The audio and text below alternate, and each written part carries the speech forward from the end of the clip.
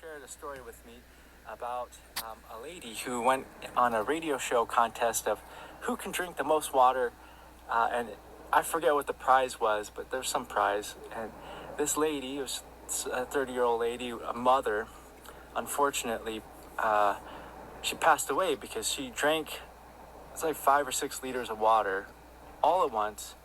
She went home, she passed out and died. Okay, so this is how important doing this safely is. And thanks for joining us and welcome to our latest edition of Gooby and Dolby health tips. In this show, we're going to have 5 tips that are reflective of the health process recommended by Dr. Gooby and his partner Dooby. As you know, this channel is Teslafaninsight. We typically focus exclusively on investing and major developments in the whole EV space. We'll definitely be back tomorrow with another show on this, but for today, we're concentrating on something we do in every show, which is at the end of every show, we always have a series of health tips that are helpful for all folks, especially folks in our 30 to 60 range of individuals. In particular today, we're kind of focused primarily on 2 areas, sleep and sleep research, which is something that I did in college, as well as we're kind of concentrated on the whole issue of acid reflux disease. This is Greg for Teslafaninsight. Thanks once again for joining us. If this is your first time, welcome. If you're a repeat visitor, welcome back. We also want to thank our Patreon supporters. If you enjoy the show, like some better ideas on investing and trading and also health tips, please join us on Patreon. So one of the things that happened was I had a chance over the last, let's say, 4 years to spend time surveying about 250 doctors in different specialties on health tips that they might recommend. So one of my sort of laser-focused docs that I thought was really interesting is a MD PhD who's a professor at the University of Louisville. And so I had about a chance to talk with him for approximately an hour. And he had some really interesting suggestions to make. I open with a slight segue because if you look at President Biden's last health checkup, you'll notice that he regularly takes an over-the-counter product called Prilosec. And I was a bit surprised initially by seeing this because one would think that with free healthcare, excellent healthcare, one would manage the issues relative to the need to use Prilosec, which is one of the things we're going to cover right now. So in particular, what he pointed out was that there's a problem going on in America right now, which is, number one, about 25% of the population has issues when it comes to acid reflux disease, and a lot of those folks are taking over-the-counters to address that issue. The second thing he pointed out was the primary reason for this problem is people getting home late, eating, and then immediately jumping into bed. So the question is, well, if you've been doing it all your life, what's the big deal? Why not just do it more? So what he pointed out was that this creates several problems. The first is that the way you digest food is that there are stomach acids that come into play after you've eaten. Once those stomach acids begin the digestion process, just because you jump into bed does not mean that they stop digesting. And in particular, because of the body position of laying flat, you now run into the problem of the stomach acids moving up into your upper respiratory area. And it turns out that in this case, his specialty is upper respiratory cancer. So the challenge that he articulated that can occur is that your stomach acids begin digesting you, And as that occurs, this is how you might end up with cancer and having to come see him for how to address the cancer that's generated by this. So the question then is, how do you eliminate this?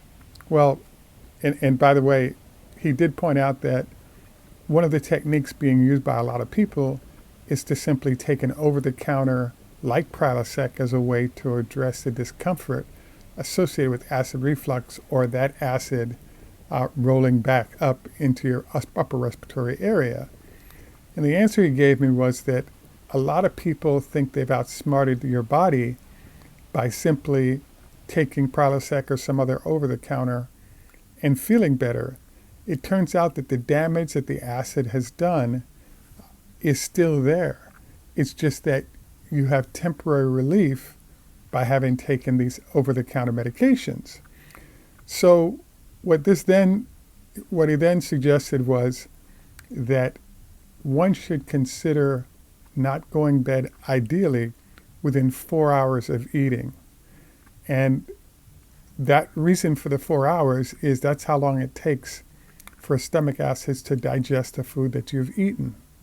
So if you're seated or standing, however, and you allow 4 hours to pass, that food will be digested and it'll eliminate the acid reflux issues that you might be having without the need for over-the-counters. What he also suggested is minimum you want to have 2 hours before you go to bed, similar reasons. Now, I want to do a slight segue here. One of the conversations that we've had and listed below on health tips to recommend is fasting. So about 60% of the doctors that we surveyed articulated that they're doing some sort of fasting.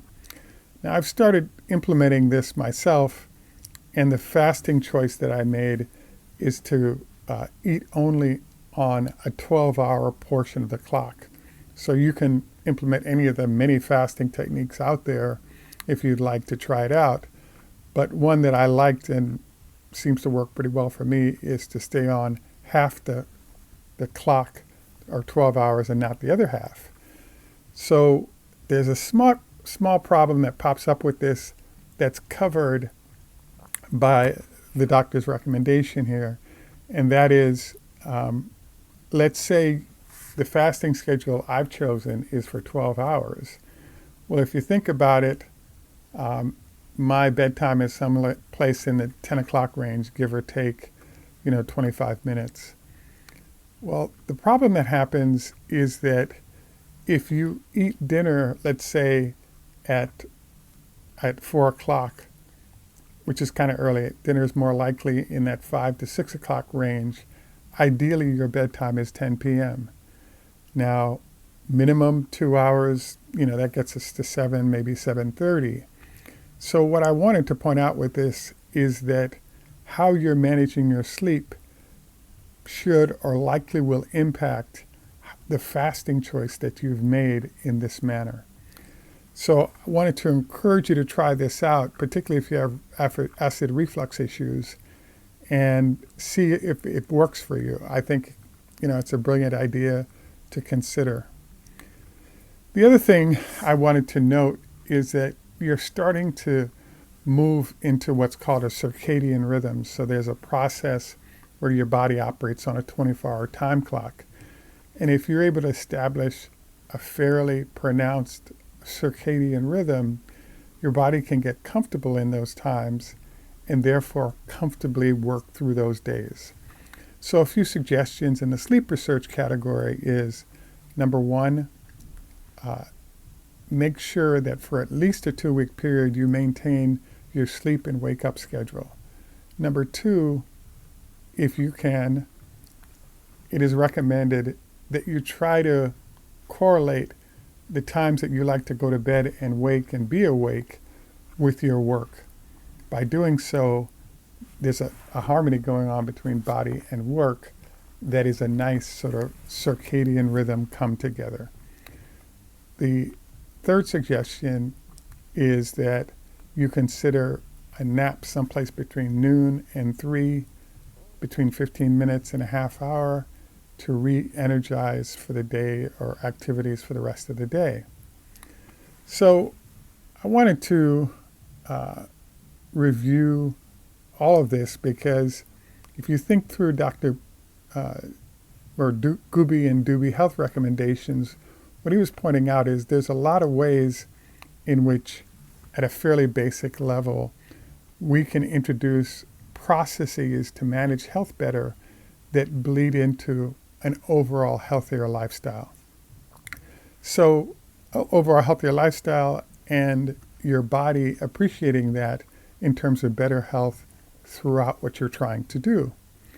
So, I wanted to thank you all for taking time out to view our Gooby and Dolby show previously and the recommendations that I've made today. I also wanted to encourage you to note that I had a interesting encounter with one of my mentors, and we were talking about insurance and the fact that most people think that when you get your car and you're doing repair work, if you have insurance, you instantly go and have an insurance repair done. What he suggested was avoid doing that. Try to fix minor repairs, a couple $100 yourself, because what will happen is the lack of notices to the insurance company will eventually lower your rates and allow you to keep your insurance, because it's really about insurance being for catastrophe, but people have started using it for everything, and it can create a lot of other problems. Now, when it comes to health, Dr. Gooby's recommendations are excellent, and depending on specialty, there are a lot of tips and ideas that people could implement that would positively impact their current and future health. And the ones that I included today relative to better sleep etiquette, as well as better eating etiquette relative to your sleep, is also something to recommend. One other tip that one of my viewers that saw this show or suggestion come across was possibly having a slight tilt to your bed, because if you're having, challenges getting to bed, insufficient time between when you eat, etc., by having that tilt, you now have food headed down because of the tilt of the bed, is a suggestion that I heard that you might want to try as well. At any rate, once again, thanks for joining us. This is Greg for Teslafaninsight, but today our second Gooby and Dolby show. Hope you found the information useful, and we look forward to your comments on this show. Have a great day. Bye for now.